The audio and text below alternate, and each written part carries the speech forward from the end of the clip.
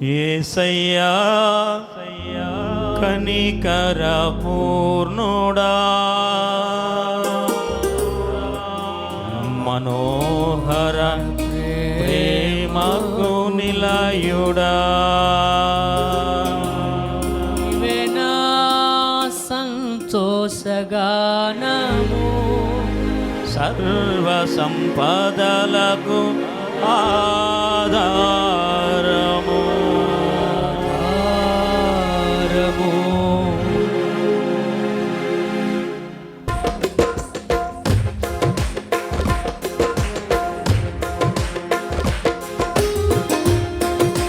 చప్పట్లు కొడుతూ యేసయ్య నామమును మహిమపరచుదాం.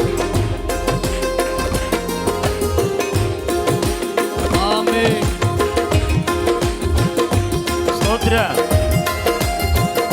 సంతోషంగా స్తోత్రం. ప్రభు ఇచ్చినటువంటి శ్రేష్టమైన సమయాన్ని బట్టి స్తుతించుకుందాం. యేసయ్యా కనికర పూర్ణుడా, మనోహర ప్రేమకు నిలయుడా, యేసయ్యా కనికర పూర్ణుడా, మనోహర ప్రేమకు నిలయుడా, నీవే నా సంతోషగానము, సర్వ సంపదలకు ఆధారము, నీవే నా సంతోషగానము, సర్వ సంపదలకు ఆధారము, యేసయ్యా కనికర పూర్ణుడా, మనోహర ప్రేమకు నిలయుడా. దేవునికి మహిమ. ప్రభు కనికరమ కలిగిన దేవుడు, అన్ని విధాలుగా సహాయం చేయగలిగిన దేవుడు, నీ స్థితిని ఎరిగిన దేవుడు, నీ పరిస్థితులు ఎరిగిన దేవుడు, ఆశ్చర్యకరమైన సహాయం ఈ గుడిలో నా దేవుడు నీకు దయచేయబోతున్నాడు. ఈ ఉపవాస ప్రార్థన పండుగ ద్వారా ప్రభు మన ఎడల నూతనమైన కార్యాన్ని జరిగించబోతున్నాడు.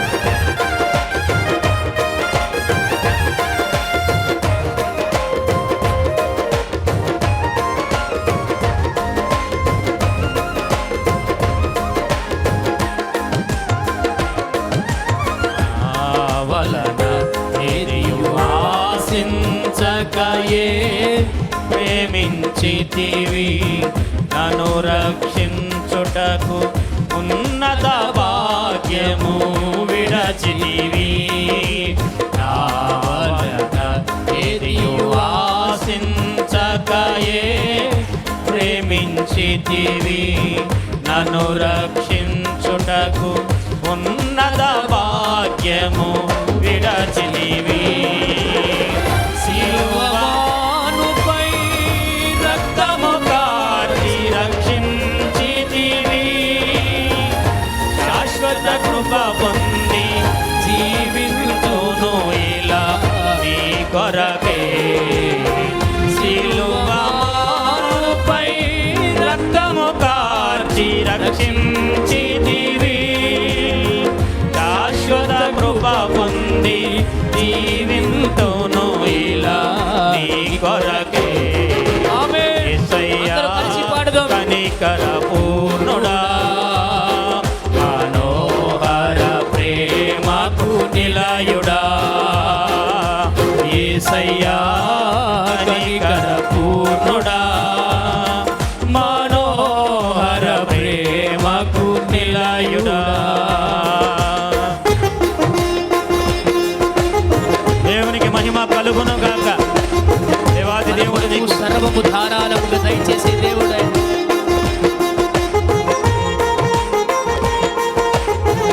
ప్రభు నీకు సహాయము చేయబోతున్నాడు. స్తుతించండి, స్తుతించండి, స్తుతించండి. ఆశ్చర్యకరమైన సహాయాన్ని పొందుకొని తిరిగి వెళ్ళబోతున్నావు. ఆమేన్. అలసిని వారి ఆశను తృప్తిపరిచే దేవుడు ఆయన.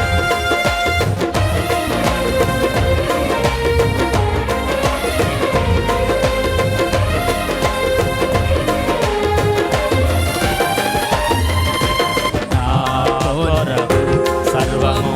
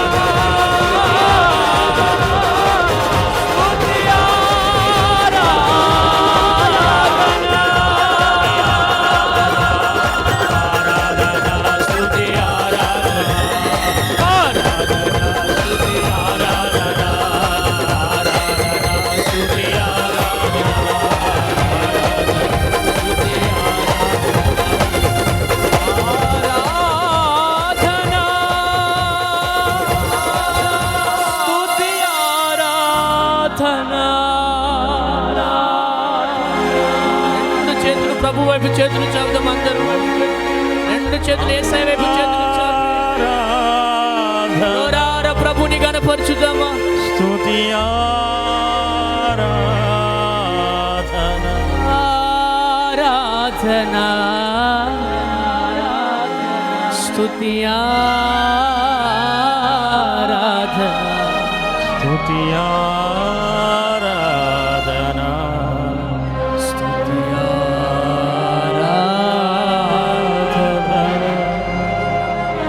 స్తుతి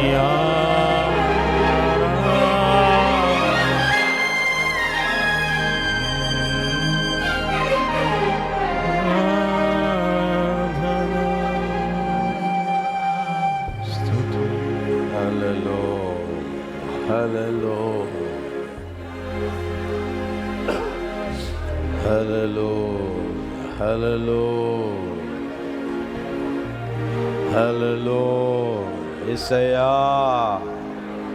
యేసయ్యా ఆరాధన మీకే, ఆరాధన మీకే, ఆరాధన మీకే. ఓ గా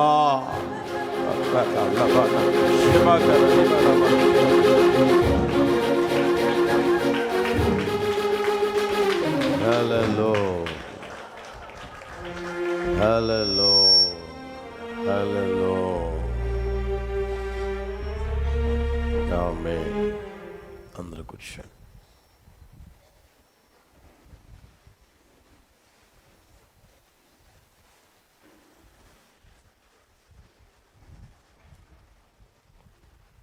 హల్లెలూయా. ప్రభు మనలందరినీ ఆశీర్వదించునుగాక, మనలందరినీ దీవించునుగాక, మోర్దిల్లజేయునుగాక. యెహోవా దయాళుడు,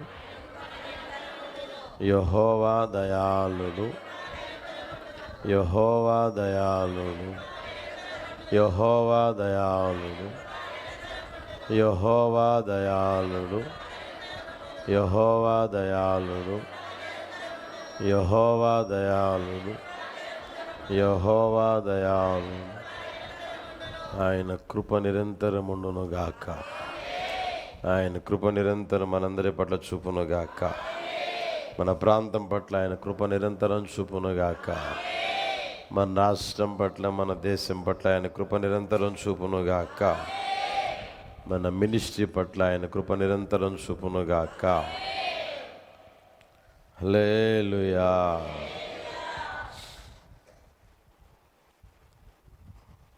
ఈ దినాన్ని ప్రభు మనకు అనుగ్రహించి ఆయన సన్నిధిలో ఆయన నామస్మరణ చేసే గొప్ప భాగ్యం, ధన్యత దయచేశారు. చిన్న మందగా కూర్చోబడి ఆయన సన్నిధిలో ప్రార్థన చేసే ఆ భాగ్యం కూడా అనుగ్రహించారు. అందుకందరం స్తోత్రం చెబుదామా.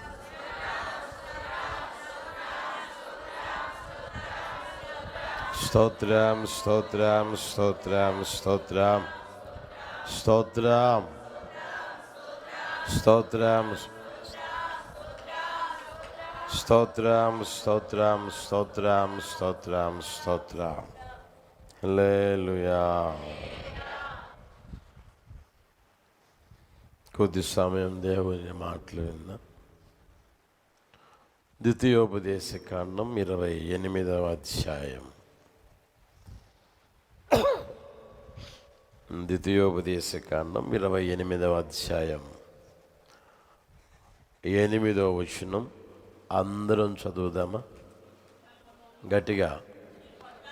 నీ కొట్లలోను నీవు చేయు ప్రయత్నములన్నిటిలోనూ నీకు దీవెన కలుగునట్లు యెహోవా ఆజ్ఞాపించును. నీ దేవుడైన యెహోవా నీకిచ్చుచున్న దేశంలో ఆయన నిన్ను ఆశీర్వదించును. ఈ వాక్యాన్ని గత కొన్ని వారాలుగా మనం ధ్యానం చేసుకునేటట్లుగా పరిశుద్ధాత్ముడు సహాయం చేస్తూ ఉన్నారు. ఆ ఆశీర్వాద ఫలాలు ప్రతి ఒక్కరు అనుభవించేటట్లుగా ప్రభు కృప చూపునుగాక. మన కోట్లలోనూ మనము చేయు ప్రయత్నములన్నిటిలోనూ దీవెన కలుగునట్లుగా యేసయ్య ఆజ్ఞాపిస్తారు. మన దేవుడు మనల్ని దీవెనకరంగా ఉంచాలని కోరుకునేవారు, ఆశీర్వాదకరంగా ఉండాలని కూడా ఆశపడేవారు. మనము చేయు ప్రయత్నములన్నిటిలోనూ అని రాయబడి ఉంది. మనం చేసే ప్రతి ప్రయత్నంలో దీవెన కలిగేటట్లుగా ఆజ్ఞాపించాలి అని అనుకున్నా, ఆశీర్వాదం కలుగునట్లుగా ప్రభు చేయాలి అని మనం ఆశపడినా, ఏ ప్రయత్నాలు చేయాలి అనేది మనం ధ్యానం చేసుకుంటా ఉన్నాం. మొదటిది మీకు చెప్పా, విడిపించుటకు ప్రయత్నం చేయాలి అని. రెండవది కూడా ధ్యానం చేసుకున్నాం, మేలు చేయుటకు ప్రయత్నం చేయాలి అని. మూడవ మాట, యుక్తమైన ప్రత్యుత్తరమిచ్చుటకు ప్రయత్నం చేయాలి అని ధ్యానం చేసుకుంటూ ఉన్నాం. గత వారం కొద్దిగా ధ్యానం చేసుకొనగలిగేటట్లుగా ప్రభువారు సహాయం చేశారు. సామెతల పుస్తకం 15వ అధ్యాయం 28వ వచనంలో చూస్తే, నీతిమంతుని మనస్సు యుక్తమైన ప్రత్యుత్తరమిచ్చుటకు ప్రయత్నించును. చాలు, యుక్తమైన ప్రత్యుత్తరం ఇచ్చేదానికి ప్రయత్నించాలి. ఆ ప్రయత్నాన్ని దేవుడు ఏం చేస్తాడంటే, ఆ ప్రయత్నము ద్వారా దీవెన కలిగేటట్లుగా, ఆశీర్వాదము కలిగేటట్లుగా ప్రభు ఆజ్ఞాపిస్తాడు. ఆశ్చర్యమైన కార్యాలు కూడా ప్రభు చేస్తారని మనం జ్ఞాపకములో ఉంచుకుందాము గాక. యుక్తమైన ప్రత్యుత్తరం ఇచ్చేదానికి మనం ప్రయత్నం చేయాలి. యుక్తమైన అంటే అంగీకారమైన లేదా అంగీకరించదగిన ప్రత్యుత్తరం మనం ఇవ్వగలిగిన స్థితిలోనికి రాగలగాలి. ఏదో అడిగారు కాబట్టి చెప్పాలి, అడిగారు కాబట్టి చెప్పాను అన్న ఆ ధోరణిలో కాకుండా, యుక్తమైన ప్రత్యుత్తరం ఇచ్చేదానికి మనం ప్రయత్నం చేయగలిగే ఆ స్థితిలోనికి రావాలి. నిశ్చయముగా ప్రభుటి కృప దయచేయునుగాక. హల్లెలూయా, హల్లెలూయా. ఒక వాక్యాన్ని మీకు చూపిస్తాను చూడండి. ద్వితీయోపదేశ ఖండం 12వ అధ్యాయం 8వ వచనం తీయండి. అందరు చదువుతారా? నేడు మనమిక్కడ చేయుచున్నట్లు మీలో ప్రతి మనుష్యుడు తన కంటికి యుక్తమైనదంతయు చేయకూడదు. ఇశ్రాయేలు ప్రజల జనాంగానంతటిని ఒక ప్రాంతంలో కూర్చిన తరువాత మోషే ద్వారా ప్రభు తెలియజేసిన మాటలవి. ఆ మోషే చూడండి ఏం తెలియజేస్తున్నాడో. ఇదిగో మనం ఈ ప్రాంతంలో ఉన్నాం కదా, ఇంతవరకు ఇక్కడ ఉన్నాం, ఎంతవరకు నడిపించబడ్డాం, ఇప్పుడు ఇక్కడ ఉన్నాం. నేడు మనం ఇక్కడ ఉన్నట్లు, ఇక్కడ చేయుచున్నట్లు, నేడు మనం ఇక్కడ చేయుచున్నట్లు మీలో ప్రతివాడు తన కంటికి యుక్తమైనదంతయు చేయకూడదు అని రాయబడింది. ఆయన చెప్తా ఉన్నాడు ప్రజలకి, రబ్బాయ్ ఇంతవరకు జరిగిపోయింది, ఈ రోజు వరకు ఎఫెక్ట్ తగ్గించుకో. ఈ రోజు వరకు ఐగుప్తు దేశంలో బయలుదేరింది మొదలుకొని మీ స్వభావాలు తెలిసిందే, మిమ్మల్ని నేను చూశాను, మీ పరిస్థితులన్నీ ఎరిగే ఉన్నాను. ఈ రోజు వరకు మీరు చేస్తా వచ్చారే అమ్మ, నేడు మనమిక్కడ చేయుచున్నట్లు, ఇంతవరకు మీరు చేశారే, చేయుచున్నట్లు మీలో ప్రతి మనుష్యుడు, అంటే అక్కడ ఉన్నంత వరకు లేదా అక్కడికి వచ్చినంత వరకు వారు ఏం చేశారంట? వాళ్ళ కంటికి యుక్తమైనది చేశారు. వాళ్ళు ఏదైతే చేయాలనుకున్నారో, ఏదైతే ఏమండి మనసులో ఫిక్స్ అయిపోయినారో అదే చేస్తూ వచ్చారంటే ప్రియమైన వాళ్ళరా. ఇక దేవుడు చెప్పింది కానీ లేకపోతే దైవజనుడు చెప్పింది కానీ వాళ్ళకి అవసరంలే. మేమేం చేయాలనుకున్నామో చెప్పండి అదే చేస్తాం అన్నట్లుగా వాళ్ళు చేసుకుంటూ వచ్చారు ఆ ప్రాంతం వరకు. ఇప్పుడు ఇక ఈ నది దాటి మనం దేశంలో అడుగు పెట్టబోతూ ఉన్నారు. మీరు ఇక్కడ చేసినట్లుగా ప్రతి మనుషుడు తన కంటికి యుక్తమైన అంతయో ఇక మీద చేయమాకండి, ఇక మీద చేయమాకండి అని రాయబడిన మాటలు మనం గమనించగలగాలి ప్రియమైన వాళ్ళరా. చూడండి, ఈ రోజున కూడా చాలామంది జీవితాలలో పెద్దవారుగా ఉంటారు, తల్లి తండ్రి ఉంటారు, వారు చెప్తా ఉంటారు. లేదా మందిరానికి వచ్చినప్పుడు దేవుడు మన అంతరంగ ఎదలొత్తుల్లో దాగిన స్థితిని ఎరిగి దేవుడు వాక్యము ద్వారా మనతో మాట్లాడుతూ ఉంటారు, తెలియజేస్తూ ఉంటారు. ఒక్కొక్కటిగా తెలియజేస్తూ ఉంటారు. ఎంత తెలియజేస్తున్నా దేవుని వాక్యం చదివేటప్పుడు మీకు బోధించినా, మందిరానికి వచ్చినప్పుడు బోధింపబడుతున్నా, లేదా టీవీలో వాక్యం వింటూ ఉన్నప్పుడు బోధింపబడుతూ ఉన్నా, లేదా యూట్యూబ్లో ఏమంటే చూస్తూ ఉన్నప్పుడు దేవుని వాక్యం నేను హెచ్చరించిన, గద్దించిన, బుద్ధి చెప్పినా అదంతా పక్కన పెట్టేస్తారు. లేకపోతే అదంతా పక్కన పెట్టేసి వాళ్ళు చేసేది ఏంటంటే వాళ్ళ కంటికి యుక్తమైనది, వాళ్ళ కంటికి నచ్చింది, వాళ్ళు అనుకున్న దానికి నచ్చింది, వాళ్ళు అనుకున్న దానికి మెచ్చింది అదే చేస్తూ ఉన్నారు. ఆ రోజుల్లో చేశారు, ఈ రోజుల్లో కూడా చేస్తూనే ఉన్నారు. అర్థమవుతుంది ప్రియమైన వాళ్ళ. అది మన జీవితంలో గుర్తెరగలగాలి. దాని ద్వారా మనకి ఆశీర్వాదం కలుగుతుందా లేదా కలిగిందా, దీవెన కలిగిందా, దీవించబడుతున్నామా, అర్థమవుతుందా, లేదా దేవుని ద్వారా కలిగే ఆశీర్వాదాలకు దూరం అయిపోతున్నామా, దగ్గరైపోతున్నామా అనేది గుర్తెరగలగాలి ప్రియమైన అన్నారు. అందుకని ఆయన అంటారే, ఇక్కడ వరకు మనం ఇక్కడ చేరున్నట్టు వరకు చేయుచున్నట్లు మీలో ప్రతివాడు కంటికి నచ్చినది చేయకూడదు, కంటికి యుక్తమైనది చేయకూడదు అంటాడు ప్రియమైన వాళ్ళరా. బైబిల్లో మీకు ఆ విధంగా చేసింది కొన్ని చూపిస్తాను చూడండి. సమూయేలు 2వ పుస్తకం 17వ అధ్యాయం తీయండి. సమూయేలు 2వ పుస్తకం 17వ అధ్యాయం తీయండి. తీసారా? మొదటి నుంచి జాగ్రత్తగా చదవండి. అందరు చదవచ్చు కదా, అందరు చదవండి.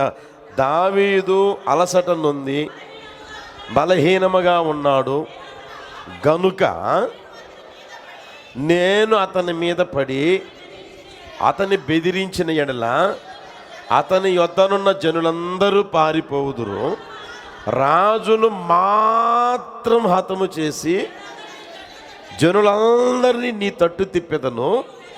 నీవు వెదక మనిషిని నేను పట్టుకొనగా జనులందరూ వచ్చి నీతో సమాధాన పడుదురు గనుక నీ చిత్తమైతే నేను 12,000 మందిని ఏర్పరచుకుని పోయి ఈ రాత్రి దావీదును తరిమి పట్టుకొందును అహీతోపేలు అబ్షాలోముతో చెప్పగా, ఆ మాట జాగ్రత్త చూడండి. ఈ బోధ అబ్షాలోమునకు ఇశ్రాయేలు వారి పెద్దలందరికీ యుక్తముగా కనపడిందంట.